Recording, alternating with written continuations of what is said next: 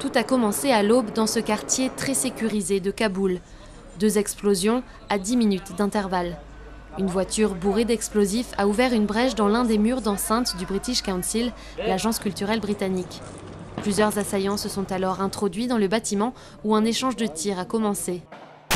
Terrifiés, les habitants des alentours se sont terrés chez eux. L'explosion a eu lieu alors que nous dormions, ça nous a réveillés. Nos fenêtres ont volé en éclats, les tirs ont continué. Mes 2 filles ont été légèrement blessées. La police afghane et des forces armées internationales se sont précipitées sur place et des échanges de tirs ont retenti dans le quartier pendant plusieurs heures. Un porte-parole des talibans a revendiqué cette attaque suicide. D'après lui, elle était programmée pour coïncider avec l'anniversaire de l'indépendance de l'Afghanistan, qui s'est émancipé de la tutelle britannique le 19 août 1919.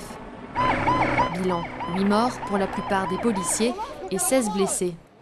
Ce pompier souffre de brûlures et l'un de ses collègues touché par balle a dû être amené à l'hôpital. Je lui ai dit de ne pas rentrer à l'intérieur, mais il y est allé et il s'est fait tirer dessus. Londres assure que tous les Britanniques du British Council de Kaboul sont désormais en sécurité. Avec environ 9500 hommes, le Royaume-Uni est le 2e contributeur en troupes de la force internationale déployée en Afghanistan, loin derrière les États-Unis. Ces soldats devraient quitter le pays d'ici 2015. Ces 10 dernières années, les rebelles talibans ont intensifié les attaques visant à faire tomber le gouvernement d'Hamid Karzai, soutenu par les pays occidentaux.